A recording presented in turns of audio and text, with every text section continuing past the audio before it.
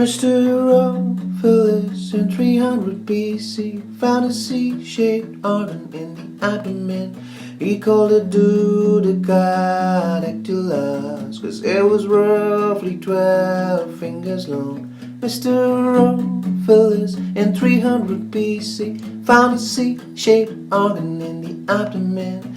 He called it Duodenal. Well, it can be defined as the most fixed part of the intestine. Interesting.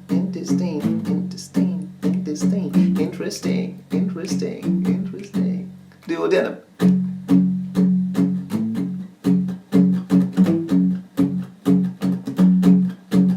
Duodenum.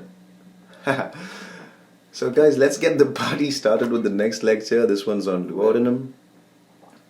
It's gonna be a long lecture, so I thought I should probably start off with an uplifting number. Right. Now remember, duodenum is mostly complicated because of its multiple relations. So I want you to be really paying attention when I speak about relations, and you might have to watch it a couple of times to understand what exactly is happening. If anybody asks you the relation status of the duodenum, you're going to say it's complicated. Ouch, that was really bad. Okay, let's move on to the lecture. Now you guys know about the proforma of an abdominal organ. So take your time and just internalize that. In case of the duodenum in relations, we're going to actually divide it into its 4 parts and then speak of the relations of every part individually, and then probably sum it up together. Okay, let's head to the lecture. Okay, introduction. Like I mentioned in the title song, the word duodenum is derived from the Greek word duodecadoctylos, which means 12 fingers long. That makes the duodenum about 25 centimeters long. Like I said, it can be defined as the shortest, widest, and most fixed part of the small intestine. And like I said, it is fixed because it does not have a double fold of peritoneum into which it is suspended, because it does not at all try to invade into the peritoneal balloon. It stays closely adherent to the posterior abdominal wall, hence it is a retroperitoneal organ. Okay, it develops from the foregut and the midgut, and the point where the foregut and the midgut essentially fuse is also coincidentally the point where the common hepatopancreatic duct opens up. This opening is known as the major duodenal papilla. The most important function of the duodenum, in fact the entire small intestine, is digestion proper.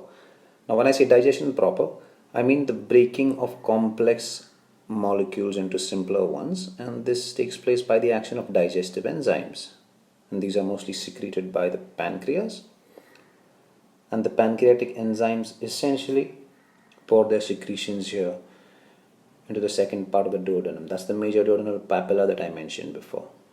Okay, so the chyme that is coming from the stomach is mixed with the pancreatic enzymes as well as the bile that comes from the liver.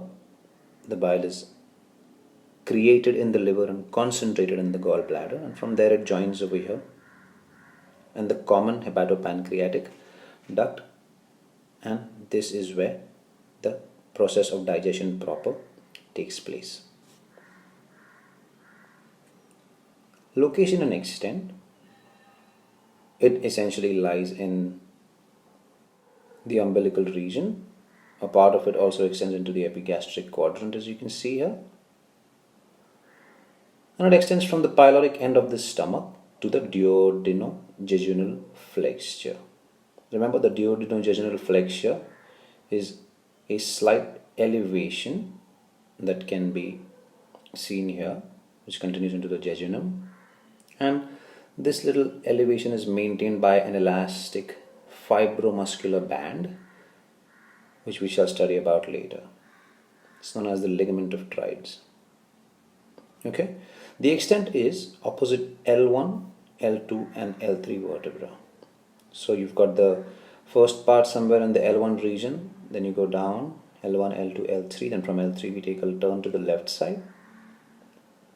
And finally we slightly come up again at the lower border of L2 approximately to continue into the jejunum. Do remember that the pyloric end, as mentioned in the previous lecture, is 1.25 centimeters to the right side of the midline at the lower border of L1, which is known as the transpyloric plane. Hope you remember that. Morphology, the shape is C-shaped as I mentioned in the song, 25 centimeters long, and the subdivisions are the first part, that is roughly 5 centimeters. The first part can further be divided into an initial or proximal 2.5 centimeters that is related superiorly to the double fold of the lesser omentum, and the distal 2.5 centimeters which is not related to a peritoneal fold because we have now reached retroperitoneally. Okay. The second part or the descending part is 7.5 centimeters long and goes vertically downwards, very closely associated with the vertebral column. In fact, it lies in a region that is known as the paravertebral gutter. The third or the horizontal part is roughly 10 centimeters long, and then the fourth part or the ascending part is approximately 2.5 centimeters long, and then further ahead we continue into the jejunum. Now, the relations are going to be discussed in the 3D lab, but it would be nice to see a basic overlay of things. So anteriorly, I want you to understand that the liver and the gallbladder lie in the upper anterior aspect. Then the transverse colon along with the transverse mesocolon will lie somewhere in the middle aspect. So the second as well as the upper part of the fourth part would be related to that. Can you see this transverse colon here? And the third part will have something swooping from above downwards, and these are the superior mesenteric vessels. These are essentially invaginating into the peritoneal balloon, and the fold into which they invaginate is known as the mesentery. So these vessels are essentially a content of the mesentery and are related anteriorly to the third part. Roughly speaking, the posterior relations are obviously the abdominal aorta slightly on the left of the midline and the inferior vena cava slightly on the right of the midline. You also have the contents of the right free margin of the lesser omentum. You don't need to know the details, but just remember these are the bile duct, the portal vein, and the gastroduodenal artery. And the second part is very closely related to the medial aspect of the right kidney and the ureter, and of course the renal vessels. The fourth part, on the other hand, will be closely related to the left renal vessels, which might mostly lie above, but it's variable. And there are a couple of things over here on either side of these great vessels which we shall see soon. Let's move to the 3D lab. Welcome to the 3D lab. Now what I'm going to do today is first build up an imagination inside your head about what the posterior abdominal wall looks like, and after that we'll superimpose the duodenum on that, then speak about the anterior relations, and then we'll go back to the presentation and discuss the relations of every part one by one. Okay, so I'm going to zoom in on this, and I'm also going to slightly change the angle. Perfect. Okay, let's get a little familiar with what's happening over here.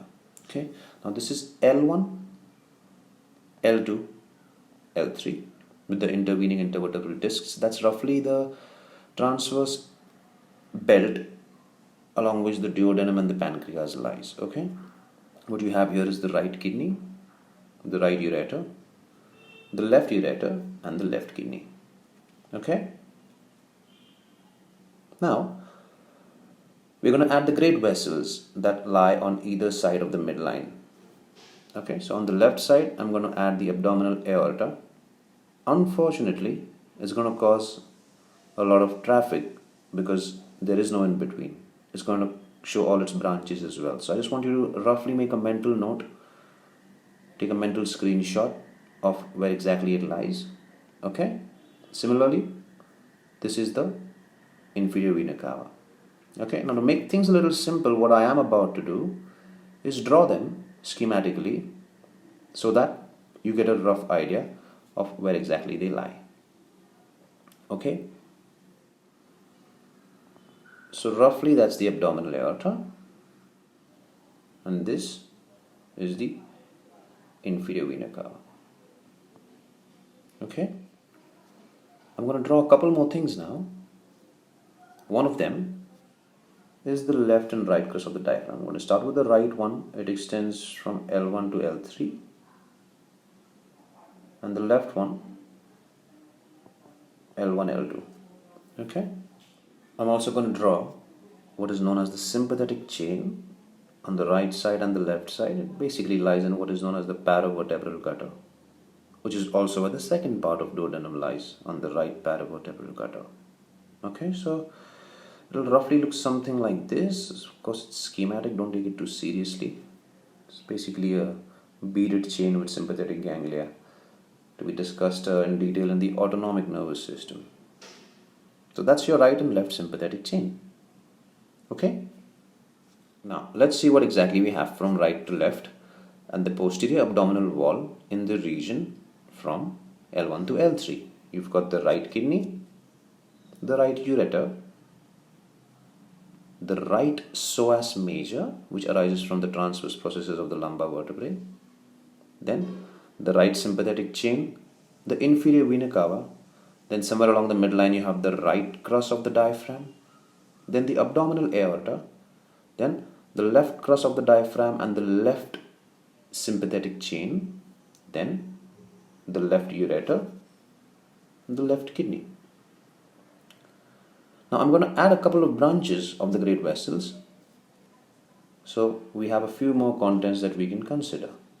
Firstly, I'm going to draw the right and left renal vessels. Okay, and secondly, the gonadal vessels. I'm just going to draw the gonadal artery. It is a lateral branch coming from the abdominal aorta, arises somewhere at this level and goes like this. Okay, what I just drew are the right and left gonadal vessels. Perfect. Now let's superimpose the duodenum on this. That should give you a rough idea of the posterior relations of the duodenum. So instead of starting from the first part, let's start from the second part. I want to talk about the first part, the last. The second part, posterior relations, include the right kidney, the right renal vessels, the right margin of the inferior vena cava, and the right psoas major muscle.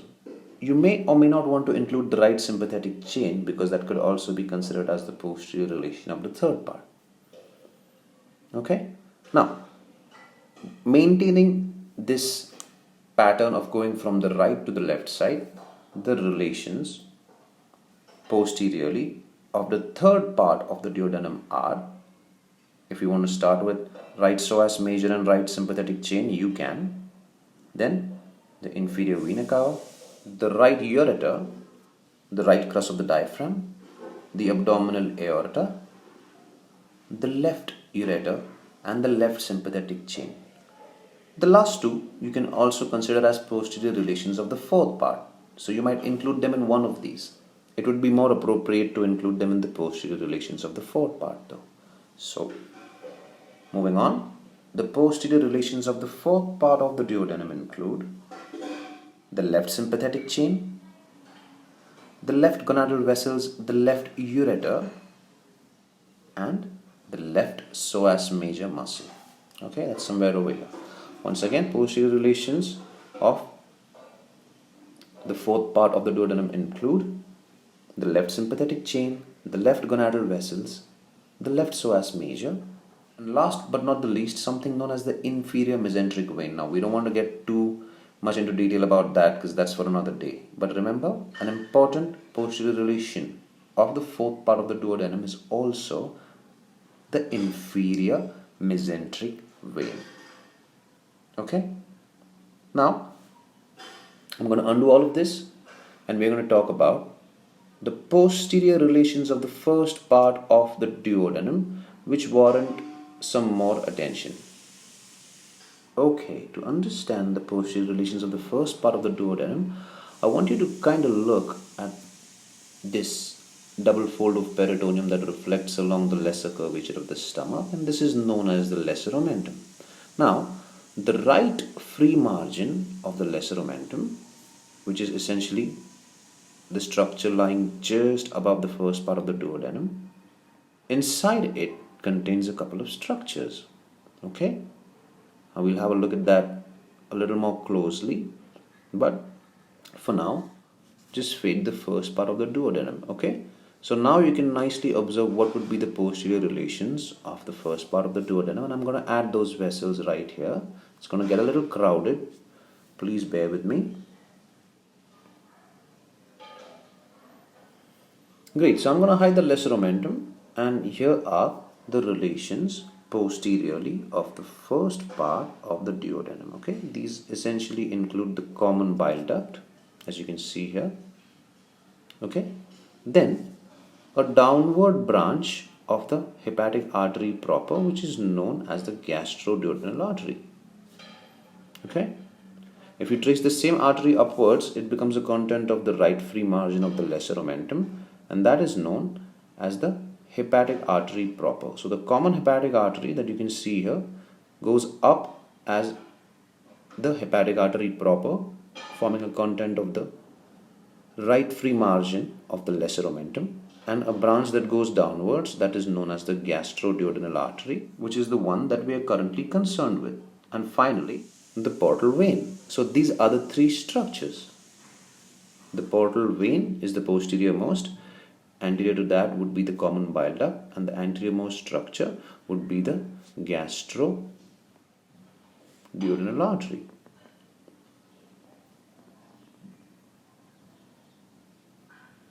Okay, now that you have a basic idea about the posterior relations, let's see what the anterior relations are.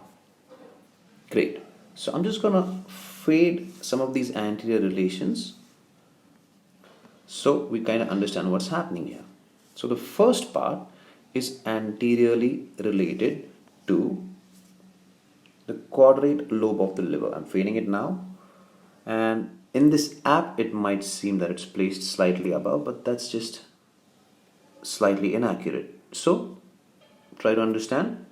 The first part is anteriorly related to the quadrate lobe of the liver and the gallbladder, which also kind of extends as an anterior relation of the second part. So the second part is also related to, once again, instead of quadrate lobe, now you're just going to say the right lobe of the liver, and once again the gallbladder. Okay, these are anterior relations of the second part. The anterior relations of the second part also include the transverse colon and a few coils of the small intestine. Moving on, the anterior relations of the third part once again include the transverse colon and of course the double fold of peritoneum attaching the anterior border of the pancreas to the transverse colon, which is known as the transverse mesocolon. We've spoken about this in stomach. Okay, another important relation of the third part of the duodenum is the superior mesenteric vessels. Now there's a slight inaccuracy in this app, so it kind of seems to be related to the fourth part. That's your superior mesenteric artery. Okay, over here it seems it's related to the fourth part, but it's kind of more towards the midline than it is related to the third part of the duodenum. Okay, and the superior mesenteric vessels essentially invade into a double fold, or rather create a double fold, which is known as the mesentery. So the anterior relations of the third part are once again the transverse colon, the transverse mesocolon, coils of small intestine, the superior mesenteric vessels, and the mesentery. Fine. Finally, the relations of the fourth part include the transverse colon and the transverse mesocolon, which I just hid some time back, and of course the stomach, just like the lower aspect of the stomach. Okay, so now that we have a basic orientation of what exactly happens around the duodenum, let's go back to the presentation and revise the relations part by part. Hi, so welcome back to the presentation. Now, let's discuss the visceral relations and then the peritoneal relations of each and every part of the duodenum individually. Visceral relations of the first part. The anterior relations include the quadrate lobe of liver, the gallbladder. Posterior relations, the bile duct, the gastroduodenal artery, and the portal vein. Might also want to add the superior relations, which is the epiploic foramen. Now, I don't want to talk too much about this, but the epiploic foramen lies just posterior to the right free margin of the lesser omentum that we saw in the 3D lab. And finally, the inferior relations, which include the head and neck of the pancreas. Please take a screenshot and use these little templates when you're on the move, okay? These little things really help a long way in anatomy. That's a nice little diagram of the relations of the first part of duodenum. You can see how the lesser omentum has been dissected, thus showing the gastroduodenal artery and of course the proper hepatic artery, which is the content of the right free margin of the lesser omentum. Then the common bile duct, you can see that here, and behind in blue the portal vein. Okay, anteriorly you can see the gallbladder, the quadrate lobe of the liver. Okay, you can also see the anterior relations of the second part, which have been cut off, but that's basically the transverse colon, and over here you can see the transverse mesocolon, okay, coming from the pancreas. The second part, the anterior relations, include the right lobe of liver, the transverse colon, the root of transverse colon, all of these we just saw in the previous slide, and coils of the small intestine. The posterior relations include, remember, the anterior surface of right kidney near its medial border, the right renal vessels, the right edge of the inferior vena cava, and the right psoas major. Okay, you can see all that over here. I don't know why they would draw the kidney as purple. Please don't do that. The kidney should always be drawn brown. It's the spleen that is drawn purple. So right kidney, edge of IVC, renal vessels, and the right psoas major. The medial relations are the head of pancreas and the bile duct. That's no rocket science. And the lateral relations include the right colic flexure. Okay, please take your time, understand it, imagine it, and then it will be easy to execute it. The third part, as mentioned before, the anterior relations include the superior mesenteric vessels and the root of mesentery. When they say the root of mesentery, they're essentially talking about the posterior abdominal wall from where the fold or the double fold of mesentery arises. More on that later. Posteriorly, the right ureter, the right psoas major, the right gonadal vessels, the inferior vena cava and right crus of diaphragm, and the abdominal aorta with the origin of the inferior mesenteric artery. Now, we haven't spoken much about the inferior mesenteric vessels, but just try to understand that the third part is closely related to the origin of the inferior mesenteric artery. That's the inferior mesenteric artery. Okay? Right kidney, right psoas major, right ureter, right gonadal vessel, IVC, abdominal aorta, origin of inferior mesenteric artery, and left gonadal vessel, which is more a posterior relation of the fourth part. Superiorly, head of pancreas with uncinate process, and inferiorly coils of jejunum. I know I'm just reading these out, but I hope you have enough of orientation because of the 3D lab thing that we just did. Fourth part, anteriorly related to the transverse colon, the transverse mesocolon, and also the lesser sac and the stomach. Once again, the lesser sac is just the peritoneal sac that lies behind the stomach. More on that in the lecture on peritoneum. Posterior relations, left sympathetic chain, left gonadal artery, inferior mesenteric vein. The left renal artery, I'm not sure if it's a posterior relation of the fourth part because it lies slightly at a higher level. Okay, but that's your relations of the fourth part. Left sympathetic chain, inferior mesenteric vein. This is the important one. Left gonadal vessels and left psoas major. Okay, we forgot that over here, the left psoas major. To the left you have the left kidney and the left ureter, of course. To the right you have the attachment of the upper part of root of mesentery. Don't worry about this. And superiorly you have the body of pancreas. Okay, so this is the body of pancreas. This is the fourth part. This is the duodenojejunal flexure. And you can see to the left, you can see the left kidney and the left ureter. And to the right you can see the attachment of the upper part of the root of mesentery. Again, more details on that later. Okay, now I understand that these are too many relations, but just a little bit of repetition, a little bit of imagination, and drawing simple basic diagrams will really help you out. Okay, so construct the posterior abdominal wall, draw it, then superimpose the duodenum on it, and then just try imagining what all lies anteriorly. It should really help you in building a strong foundation, conceptually speaking. Okay, the peritoneal relations.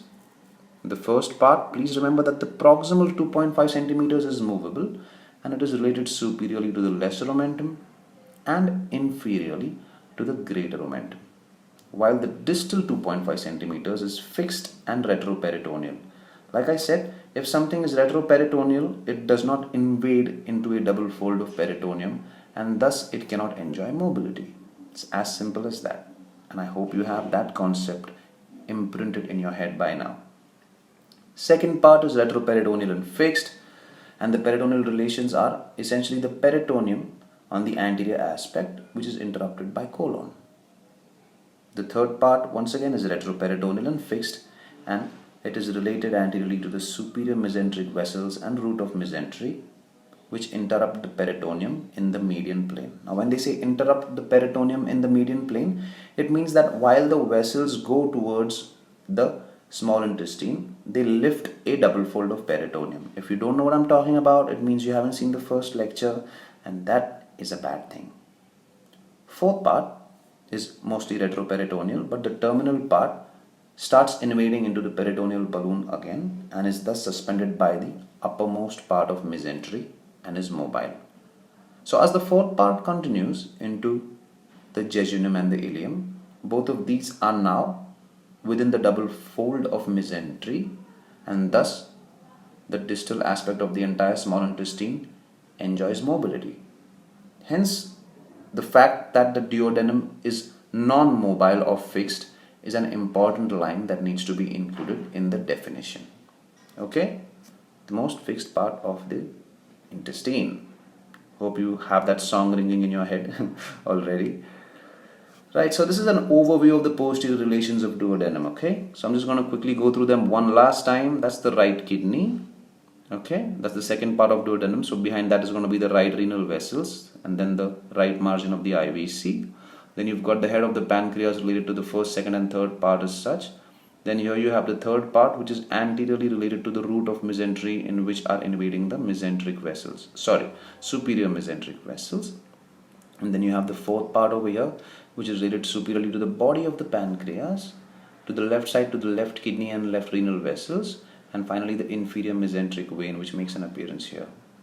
Okay? Great. Anterior relations, just an overview. Of course, the gallbladder, the quadrate lobe of the liver, and as we go slightly downwards, also the right lobe of the liver. So these are the anterior relations of the first and second part, and you can see how they've been reflected like that with the retractor. Then you can see the right free margin of the lesser omentum dissected over here with its contents, which are going to form the posterior relations of the first part of duodenum. Okay, just remember that the content of the right free margin is the hepatic artery proper, but the same artery, when branching downwards, gives rise to what is known as the gastroduodenal artery, which is a relation of the first part of duodenum posteriorly. Okay, and then you've got the transverse colon along with the mesocolon, and above that over here you actually have the greater omentum.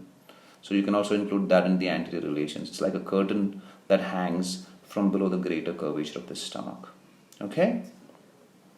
Now, the suspensory ligament of TREITZ is a fibromuscular band, and it essentially arises from the right crus of the diaphragm and inserts at the junction of the fourth part of the duodenum with the jejunum, that is known as the duodenojejunal flexure, right? And it is made up of striped muscle fibers in its upper part, elastic fibers in the middle, and smooth muscle fibers in the lower part, which is very interesting, right? It kind of arises from the diaphragm, which is made up of skeletal muscle, and inserts on the duodenojejunal flexure, which consists of smooth muscle. And there's a nice transition from skeletal muscle to elastic fibers to smooth fibers. And this is an important ligament because it maintains the loop of the duodenojejunal flexure, and it is very important in surgery. It helps surgeons in identifying the duodenojejunal flexure, and in radiology it proves to be an important indicator of certain disorders such as malrotation, which you shall study in embryology. Okay? Alright. Now the interior of the duodenum, this is an important thing. Now since the main function of the duodenum is digestion proper, we need to increase the surface area, right? So the small intestine throughout is thrown into multiple folds which are known as villi to increase the surface area, and in the region of the duodenum they are most dense or most frequently placed except in the proximal 2.5 centimeters, and these folds are known as the plicae circularis. Now if you go 8 to 10 centimeters distal to the pyloric end, you reach what is known as the major duodenal papilla. That's what it looks like. Looks like a little pimple. and this is where the common hepatopancreatic duct opens. Okay, so it's going to get the bile from the liver, which is concentrated in the gallbladder, and of course the pancreatic enzymes that come from the main pancreatic duct. Now there is also an accessory pancreatic duct which opens into the minor duodenal papilla, and the minor duodenal papilla lies proximal to the major one. It's about 6 to 8 centimeters distal to the pylorus.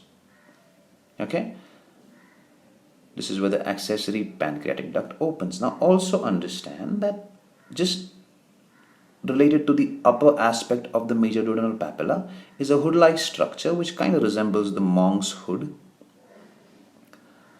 which is known as the plica semicircularis. Okay, this hood over here. Okay, you can kind of see it here as well, like a little hood, plicae semicircularis. Okay, like a little umbrella or a hood that is superiorly related to the major duodenal papilla, and inferiorly you have a longitudinal fold which you can see over here as well as over here. You see that? This longitudinal fold is known as the plicae longitudinalis. So the interior features are plicae circularis, major duodenal papilla, minor duodenal papilla, plica semicircularis, and plica longitudinalis. Okay? Now, the duodenal recesses, I don't want to speak a lot about these. These are just little recesses of peritoneum that are formed because of the fact that the duodenum goes retroperitoneally, and again the fourth part kind of tries to make its entry back into the peritoneum when it continues as the jejunum. Just remember the names for now. These are the superior duodenal recess, this one, the inferior duodenal recess, that's this one. See, it's like little pockets. The paraduodenal recess, which is over here, and the retroduodenal recess, which is behind the duodenum. Okay, so all these are essentially related to the fourth part of the duodenum, when the duodenum is trying to make its entry back into the peritoneal balloon. Okay, more on that later. The vascularization, the arterial supply of the duodenum above the major duodenal papilla, it is supplied by the superior pancreatico-duodenal artery, and below by the inferior pancreatico-duodenal artery. Now please understand that the duodenum is partly derived from the foregut and partly from the midgut, and the junction of the foregut and midgut in adult life is essentially where the major duodenal papilla opens. So the region above that is supplied by superior pancreatico-duodenal artery, which is a branch of the celiac trunk, that's the artery of the foregut, and the inferior pancreatico-duodenal artery, which is a branch of the superior mesenteric artery, which is the artery of the midgut. These are commonly asked questions in your viva, so you need to start understanding how embryology can be related to gross anatomy. Okay, please note that the branches from these two arteries essentially form what are known as vasa rectae, which means straight vessels, and these travel in the form of anterior as well as posterior branches. Okay, the venous drainage, the veins drain into the splenic, superior mesenteric and portal veins. Okay, now the first part of duodenum enjoys an additional supply from the supraduodenal artery of Wilkie. Okay, you can see it over here. It's a branch of the gastroduodenal artery, but over here you can see it coming directly from the common hepatic artery. Just a variation. Then the retroduodenal branch of the gastroduodenal artery. Okay, the retroduodenal branch of the gastroduodenal artery, that's the gastroduodenal artery. Then what are known as leash branches of the hepatic artery. So the common hepatic artery and the hepatic artery might give a couple of branches which are known as the leash branches. It also gets a supply from the right gastroepiploic artery. Remember the right gastroepiploic artery which travels along the greater omentum? Some branches from there also supply the first part of the duodenum.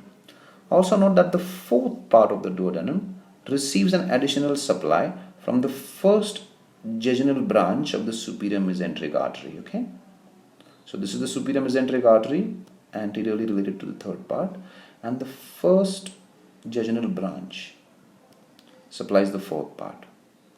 Okay, this is just another picture where you're actually seeing the duodenum and the head of pancreas after they are reflected to the left side. So you can see the posterior relations, the IVC. You can also see the superior mesenteric vessels here. And this is the posterior aspect of the head of pancreas. So you can see the posterior relations of the first part of duodenum. That's the common bile duct, that's the gastroduodenal artery. Okay, that's the portal vein, right? This is the right free margin of the lesser omentum. Okay, just some interesting pictures from Netters. There you go. That's another picture. Now this is the duodenum as viewed from behind, so everything kind of looks inverted, doesn't it? This is the posterior aspect of the duodenum. You can once again see the posterior relations of the first part of the duodenum, and you can also see the anterior relations of the third part with the superior mesenteric artery. And these are the branches. These are more of the posterior branches that are supplying the duodenum, right?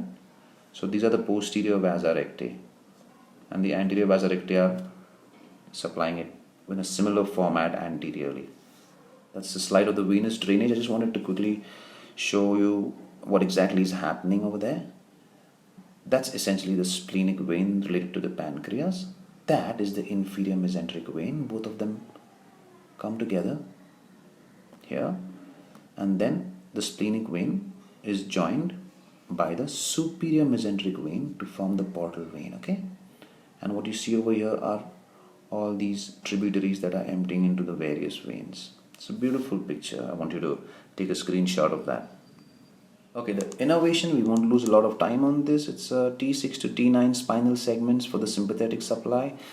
As always, sympathetic supply also carries the pain afferents, and the parasympathetic is the vagus nerve where the celiac plexus. Now, we've discussed a lot of detail about this in stomach, so I don't think you should really worry too much about it other than remembering the spinal segments and the vagus nerve. Okay, the lymphatic drainage, it drains into the pancreatico-duodenal nodes that lie in between the pancreas and the duodenum. From here, they pass to the celiac nodes which lie in this area, and some lymph from the first part also drains into the pyloric and the hepatic nodes, and eventually back to the celiac nodes. Eventually all of these drain into the cisterna chyli, which we shall study at some other time. Okay, on the clinical anatomy, I don't want to discuss too much. Barium meal is a special kind of radiological procedure where the person is told to ingest barium sulfate, which is radio opaque, and when it passes from the stomach into the duodenum, you can see what is known as a duodenal cap. It's like a little triangular structure, and that essentially is the barium filling into the first part of the duodenum. Now, if you have a duodenal ulcer, and the most common site of a duodenal ulcer is usually the first part, then you can see an abnormal crater that can be filling in the region where the ulcer is. So the ulcer will start getting filled by the barium, and it will create an alteration in the triangular shape of the duodenal cap. Okay, duodenal ulcer, very similar to gastric ulcer, also very different, but that's a physiology topic. So I would suggest you go ahead and read the differences between the duodenal and gastric ulcers. And the referred pain of the duodenum is referred to the epigastrium, following the same principle as that of the stomach. Okay? Alright. I also want to mention here that the second part of the duodenum is the least likely to get injured in an abdominal injury that happens from the anterior aspect, because it's deep inside, retroperitoneal, and protected in the right paravertebral gutter. On the other hand, the third part of the duodenum might actually get sandwiched between the great vessels behind and the superior mesenteric artery, which traverses anteriorly to the third part, remember? So that could be a little more prone to injury as well as obstruction. Alright, thank you so much for listening. This is a big lecture. You might have to spend some more time with it, but I suggest you finish the post quiz right away and then maybe go for a revision of this lecture. Wow, this is a little still from one of my favorite cartoons called The Family Guy. I don't know if you watch it, but you should totally check it out after your exams maybe. Alright, bye-bye. Thank you.